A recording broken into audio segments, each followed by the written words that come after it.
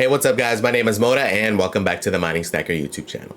Today's video is going to be an update video to the Antminer X5. We do now have a price point, so we're going to do some comparisons, right? And also did a little digging into the community just to kind of see where the overall sentiment is, if they're going to do anything about it. So that'll give us more of an outlook on it, right? So I'll give you that update, let you know what I found. So if that sounds good, guys, stay tuned, all right? So let's get to it. So voice is still gonna be a little bit raspy, right? Had a lot of action down here in Florida. We had the freaking hurricane, and then I got the Rona this week, so my voice is a little bit wrecked. So bear with me. It's not too bad. Overall, I'm fine though. It's just my voice got super hit hard this week. But let's get to this thing. It's not gonna be a super long one because again, my voice is a little crappy. So main points. This guy is coming in at $3,000 per unit. Interesting things to note. They did not put a after coupon price, right? Which is something they've been doing recently just because I'm assuming lack of sales. So to me, they didn't put that on there. They also did not put a limit on the amount of units, right? So to me, it's kind of indicating they might do that fake sellout thing where it goes on sale and it's only on there for about 30 seconds in order to build hype, right?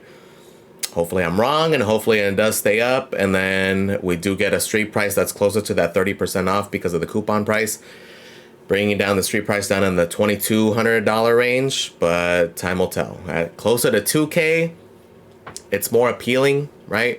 3K tends to be on the high end for this thing, but we're gonna see in the next few days as a lot of these stores update their prices, right? Some of them are probably gonna wait till after tomorrow just to see what happens with this, right? Because if they do that fake sellout thing, then expect the price to be closer to that 3K price. But if it stays up, people are able to use those coupons, then the street price should be closer to, say, under 2,500, between 22 to 2,500, right? At least initially. Then depending on sales and depending how the market goes, can dip more, right? But realistically, I don't see this thing being like a huge release. I don't see them being like thousands upon thousands of them.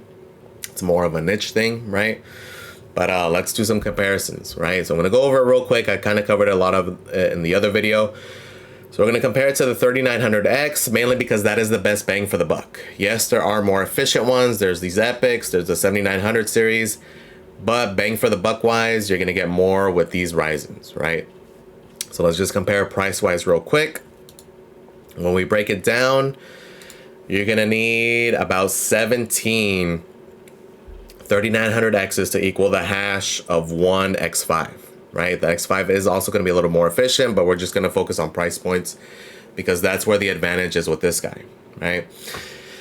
So again, 17 of them, street price is about 200 bucks per 3900X, right? So bringing us to about $3,400. So there's already value there, but even more values, you got to factor in the price to actually get this thing running. Right? You're going to need one motherboard per CPU plus your power supplies, right? So value is there overall, right? Especially if you're dedicated to Monero. Not too bad there.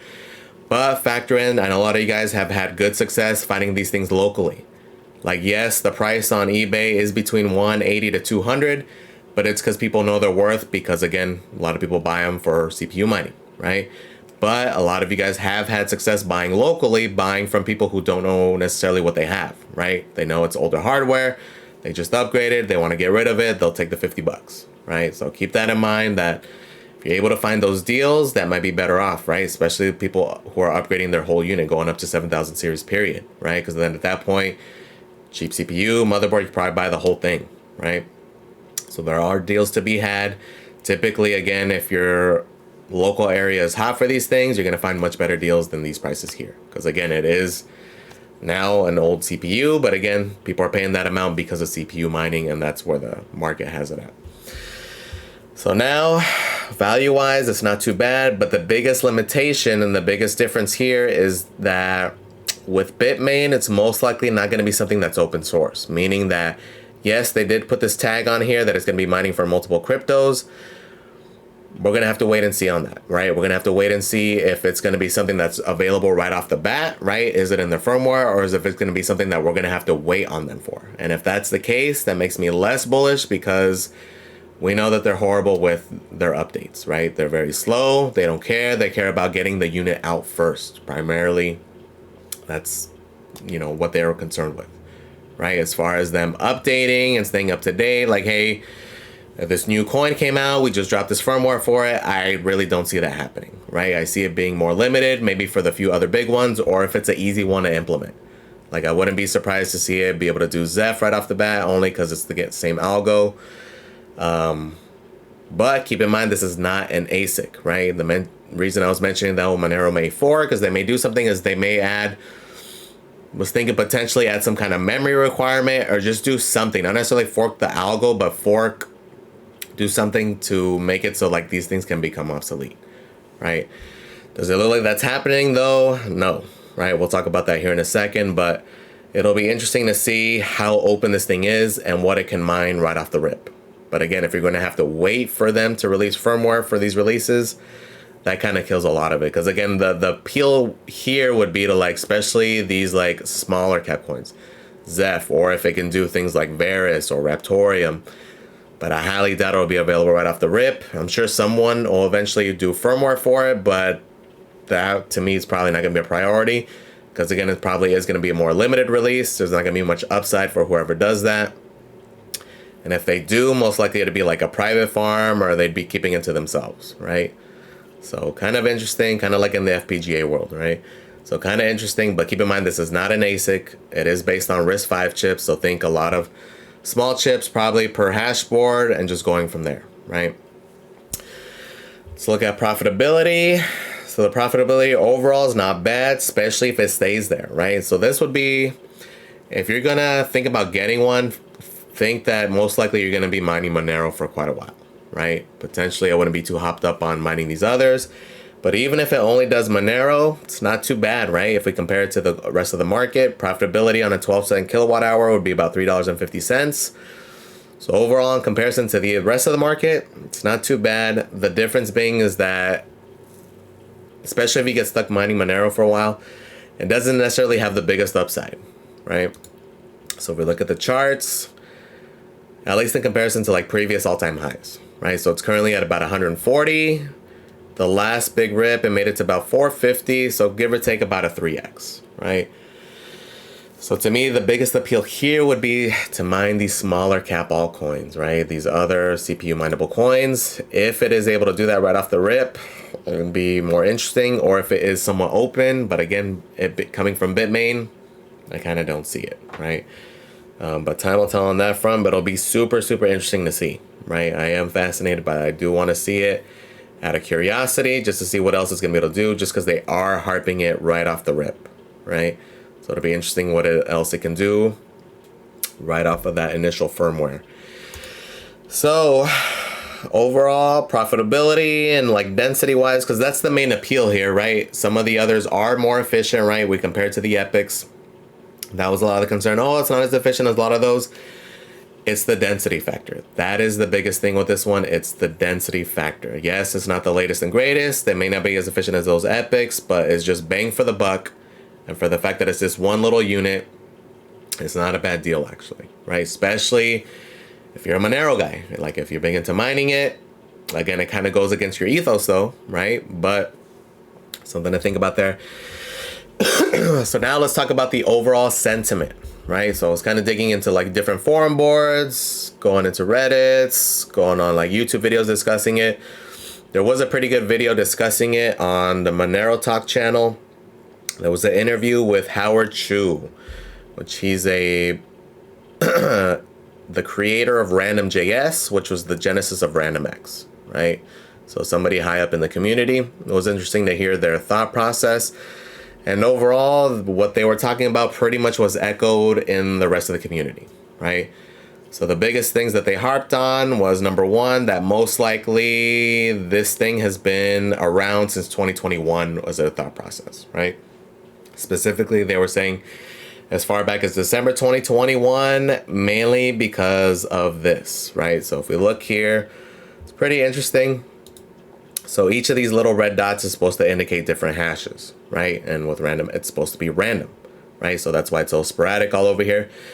But they started noticing around this time frame that they started getting these lines here, where it was just consistent spaces where they were getting consistent hashes across all the way through. So they were thinking, they didn't know if it was something hardware related, if it was botnets. Now they're thinking it might have been these units, right? So that's why a lot of the thought process is that potentially it was available as far as back then. If we look at the hash rate in December 2021, actually around that time, there was a pretty big uptrend, right? If we look at it, it went from a low down at like 2.6, 2.7 to a peak of 3.5, right? We can overall see it kind of went down from there, up, down, ultimately way down, right? But the thought process is that it's been possible, that they've been available since then, and that they're essentially just refurbishing them and selling those units, right? Getting out of the game and just dumping them all on retail, right? Which is possible. Sure, right? Who knows? We'll find out if the hash rate dips. Realistically, I think they are probably just brand new units and they're just getting them out there, right? So that's one thing. The other thing they harped on is that they're not really worried about it because it's not as efficient as some of the other CPUs. Again, like I mentioned, while that is true, the main appeal here is just the density factor, right? It makes it a lot easier for somebody to throw on 3 of these versus having, 51 3900X rigs. Like, it's just a density thing, and it is going to affect things, right? Especially for the price, especially for 3K. Like, you could have to find some good deals to be able to match that up, right? So overall, though, they did not seem too concerned about it. Are they going to do anything about it? No, because again, they don't see it as being more efficient than the existing infrastructure, and according to them, they're pretty sure that it's just existing hardware that's going to be on there, so they don't even think the hash is going to get too affected by it because of that. Okay, even if that was the case, most likely those things are still going to continue to mine, and they're just going to add more units as well, right? So again, we'll be able to find out. We'll be able to see if the hash rate dips or not. And it does look like it is, right? Could be. Look at this huge dip. Could be the case. Wouldn't be the most surprising thing in the world, especially coming from Bitmain. But overall, they had a lengthy discussion just talking about that. And it just does not seem like they have any interest in doing anything about it for those reasons, right? So realistically, even if it only does do primarily Monero, you're probably going to be fine because, again, the community does not seem to care at all about them or the botnets, right? So not that the community doesn't care at all, it's not a priority and not a concern at all whatsoever for those reasons, which we kind of disagree, especially with my mindset. Like, I was expecting to find a lot of, no, we got to do something about it, but the overall sentiment seems to be like they're not going to do a damn thing about it. So if you're thinking about getting one, that does make it more bullish, right? Because that was going to be my main. I was like, oh, I wonder how they're going to react. Are they going to do something? Are they going to start planning something? But overall, it just seems dead. Like, they don't seem to care about it, which is cool. So if you're thinking about getting one, that's bullish for you. It's going to be interesting to see what happens to the hash rate, right? So if it'll prove any theories wrong. But again, realistically, I don't see this being something where they're going to release like 10,000 of these things. Realistically, it's probably going to be like 1,000 or under release, right? So it'll be interesting. Again, the biggest drawback, especially in comparison, is just buying these 3900Xs. The 3900Xs, you can mine whatever the hell you want on them. You're not going to have any restrictions. You're not going to have anything to worry about them. So if you are able to get good deals, this is definitely going to be the route to go anyway. Because again, you're going to be limited by whatever Bitmain allows you to mine with it, right? At least until somebody cracks it or releases firmware for it, which is probably going to be way down the road and probably not going to happen if it is a fairly limited release, right? So just some things to consider there. Now, for me, is it worth it at 3K? No.